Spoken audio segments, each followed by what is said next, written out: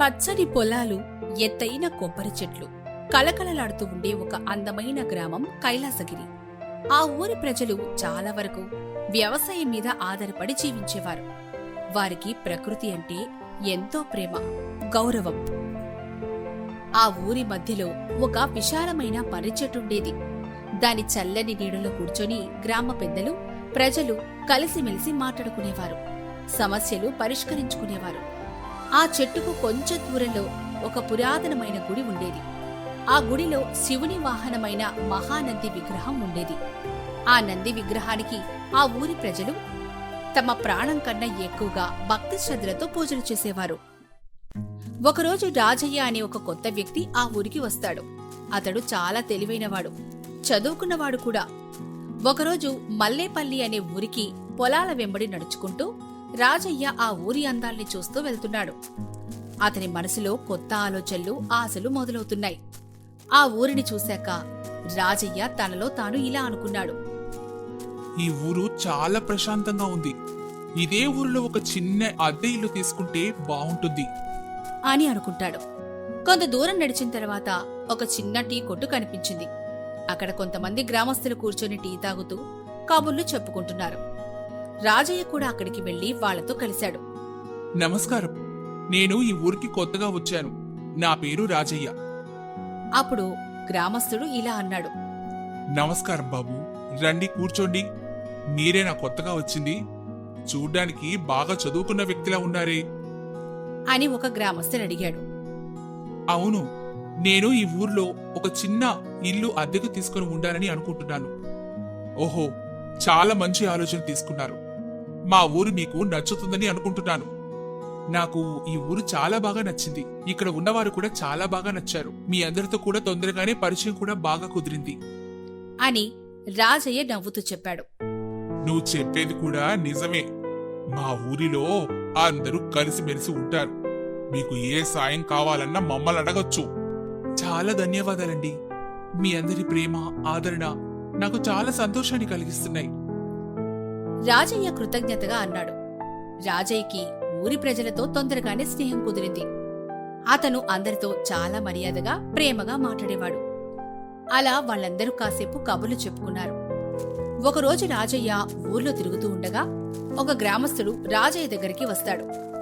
ఇద్దరు కలిసి అలా వెళ్తూ ఉండగా గుడి వైపుకు తీసుకెళ్తూ ఉండగా గుడి దగ్గర ఆగి అక్కడ ఉండే గ్రామస్తుడు రాజయ్యతో ఇలా అంటాడు. ఈ గుడిలోని నంది విగ్రహం గురించి విన్నావా? లేదే, నాకు తెలీదు. ఈ నంది విగ్రహం చాలా ప్రత్యేకమైంది. దీని వెనక చాలా కథలే ఉన్నాయి. పూర్వం ఈ గ్రామంలో ఒక గొప్ప శిల్పుండేవాడు.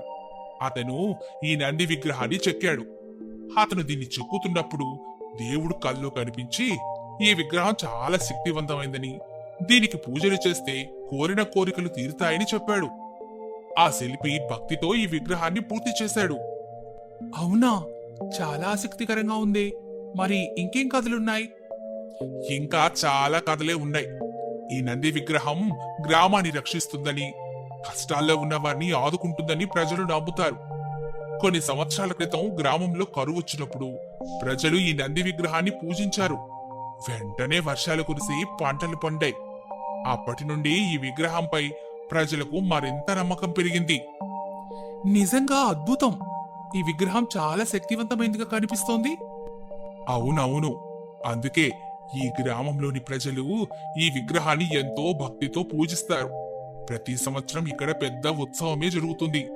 ఆ సమయంలో చుట్టుప్రక్కల గ్రామాల నుంచి కూడా ప్రజలొచ్చి ఈ నంది విగ్రహాన్ని దర్శించుకుంటుంటారు. చాలా బాగుంది. ఈ నంది విగ్రహం గురించి ఇన్ని విషయాలు తెలుసుకున్నందుకు నాకు చాలా సంతోషంగా ఉంది. ఇంకా చాలా విషయాలున్నాయిలే. నీకు ఆసక్తుంటే నేను మరిన్ని కథలు చెప్తాను. ఖచ్చితంగా నాకు వినాలనుంది. ఇలా వారి సంభాషణ కొనసాగుతుంది. కొన్ని రోజులకి ఊరికేమో కరువు వస్తుంది. అప్పుడు రాజయ్యకి గుర్తుకొస్తుంది. అతనికి ఆ నంది విగ్రహం గురించి తెలిసింది. ఒకరోజు రాత్రి రాజయ్య ఆ గుడికెళ్ళాడు. అక్కడ ఎవరూ లేకపోవడంతో అతడు ఆ నంది విగ్రహాన్ని పరిశీలించడం మొదలుపెట్టాడు. ఇంత రాత్రైనా గుడిలో ఎవరూ లేరు. ఈ నంది విగ్రహాన్ని కాస్త దగ్గరగా పరిశీలిస్తాను. రాజయ్య నంది విగ్రహం దగ్గరికెళ్లి దాన్ని నిశితంగా పరిశీలిస్తాడు. ఈ విగ్రహం చాలా అద్భుతంగా ఉంది. ఇంత అద్భుతమైన అందమైన శిల్పాన్ని ఇంతకు ముందు నేను ఎప్పుడు చూడలేదు. అతని విగ్రహాన్ని పరిశీలిస్తూ ఉండగా దాని కింద ఒక చిన్న రంధ్రం కనిపించింది. ఇదేంటి? ఈ రంధ్రంలో ఏదో ఉన్నట్లుంది. అక్కడొక చిన్న తాళం చెవి కనిపించింది. తాళం చెవి? ఇది ఇక్కడెందుకుంది? ఈ తాళం చెవి దేనికోసం ఉపయోగపడుతుందో తెలుసుకోవాలి. రాజయ్య ఆ తాళం చెవిని నంది విగ్రహానికి ఉపయోగించి చూడాలనుకున్నాడు. అతను తాళం చెవిని విగ్రహంలోని ఒక చిన్న రంధ్రంలోకి చొప్పించాడు. అరే, ఇది సరిగ్గా సరిపోయింది. అంటే ఈ తాళం చెవి ఈ విగ్రహానికి చెందుంటుంది. రాజయ్య తాళం చెవిని తిప్పాడు. కాని విగ్రహం మాత్రం కదల్లేదు. ఏంటి, ఇది తెరవడం లేదా? ఈ విగ్రహంలో ఏదో రహస్యం దాగుంది. ఈ తాళం చెవి దేనికోసం ఉపయోగపడుతుందో తెలుసుకోవాలి. రాజయ్య ఆ తాళం చెవిని తన జేబులో పెట్టుకుని ఇంటికి బయలుదేరాడు. ఆ రాత్రి అతనికి నిద్రే పట్టలేదు. నంది విగ్రహం, ఆ తాళం చెవి అతని మనసులో మెదులుతూనే ఉన్నాయి. ఈ విగ్రహం వెనుక ఉన్న రహస్యాన్ని ఎలాగైనా తెలుసుకోవాలి అని అనుకున్నాడు. మరుసటి రోజు ఉదయం రాజయ్య గుడికెళ్ళాడు. గుడి ప్రాంగణంలో తిరుగుతూ ఉండగా అతనికి ఒక పాత గ్రంథం కనిపించింది. ఆ గ్రంథం చాలా పురాతనమైందిగా అనిపించింది. ఇదేంటి, ఇంత పాత గ్రంథం ఇక్కడెలా ఉంది? రాజయ్య ఆ గ్రంథాన్ని తెరిచి చూడగా అందులో నంది విగ్రహం గురించి, దాని వెనకున్న రహస్యం గురించి రాసుంది. ఈ నంది విగ్రహం ఒక శక్తివంతమైన శిల్పం. దీన్ని ఒక గొప్ప శిల్పి తన తపశ్శక్తితో చెక్కాడు. ఈ విగ్రహంలో ఒక మాయా తాళం చెవి ఉంది. ఆ తాళం చెవిని ఉపయోగించి విగ్రహాన్ని తెరిస్తే అందులో ఒక అమూల్యమైన ఒక పెట్టె ఉంటుంది. గ్రామానికి ఏదైనా కరువొచ్చినప్పుడు ఆ పెట్టె గ్రామానికి శ్రేయస్సును కలిగిస్తుంది. రాజయ్య ఆ గ్రంథాన్ని చదివి ఆశ్చర్యపోయాడు. అంటే నేను కనుగొన్న తాళం చెవి ఈ విగ్రహాన్ని తెరవడానికేనా? రాజయ్యకు చాలా ప్రశ్నలే తలెత్తాయి. అతను ఆ గ్రంథాన్ని పూర్తిగా చదవాలని నిర్ణయించుకున్నాడు. ఈ విగ్రహాన్ని తెరవడానికి ఒక ప్రత్యేకమైన మంత్రం అవసరం. ఆ మంత్రం తెలిసిన వారే ఈ విగ్రహాన్ని తెరవగలరు. ఆ మంత్రం ఈ గ్రంథంలోనే ఉంది. కొంత సమయం తర్వాత అతనికి ఆ మంత్రం కనిపించింది. ఇదే ఆ మంత్రం. కానీ ఈ మంత్రాన్ని ఎలా ఉపయోగించాలి? దీన్ని ఉపయోగించడానికి కొన్ని నియమాలు కూడా ఉన్నాయే. రాజయ్య ఆ నియమాల గురించి చదివాడు. ఆ నియమాల ప్రకారం ఆ మంత్రాన్ని ఉపయోగించే వ్యక్తి స్వచ్ఛమైన మనసుతో ఉండాలి. అంతేకాకుండా గ్రామానికి సహాయం చేయాలనే ఉద్దేశం కలిగుండాలి.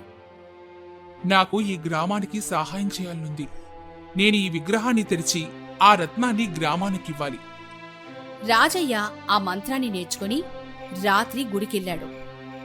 ఆ రోజు రాత్రి రాజయ్య ఆ మంత్రాన్ని పఠిస్తూ తాళం చెవిని తిప్పాడు. విగ్రహం నెమ్మదిగా తెరుచుకుంది. లోపల ఒక బంగారు నాణేల పెట్టె కనిపించింది. అబ్బా, బంగారు నాణాల పెట్టె! ఈ విగ్రహంలో ఇదేం చేస్తుంది? రాజయ్య ఆ పెట్టెను బయటకు తీశాడు. అదేమో చాలా బరువుగా ఉంది. ఇందులో ఎన్ని నాణాలున్నాయో ఏమో. రాజయ్య ఆ పెట్టెను తెరిచి చూశాడు. అందులో లెక్కలేనన్ని బంగారు నాణాలున్నాయి. ఎన్ని బంగారు నాణాలా? ఇవి చాలా విలువైనవి.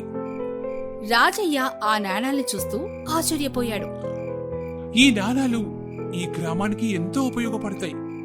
ఈ గ్రామంలో పేదరికం, కరువుతో బాధపడుతున్న ప్రజలు ఎంతో మంది ఉన్నారుగా. ఈ నాణాలతో వారికి సహాయం చేయొచ్చు. రాజయ్య ఆ నాణాలను గ్రామానికి పంచాలని నిర్ణయించుకున్నాడు. మరి ఈ నాణాలను నేనెలా పెంచాలి?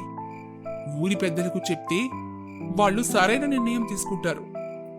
రాజయ్య ఆ పెట్టెను తీసుకుని ఊరి పెద్దల దగ్గరకు వెళ్ళాడు. పెద్దలారా, ఈ నంది విగ్రహంలో ఈ బంగారు నాణాల పెట్టె దొరికింది. ఈ నాణాలను మన గ్రామానికి ఉపయోగించవచ్చు. ఊరి పెద్దలంతా ఆ నాణాలను చూసి ఆశ్చర్యపోయారు.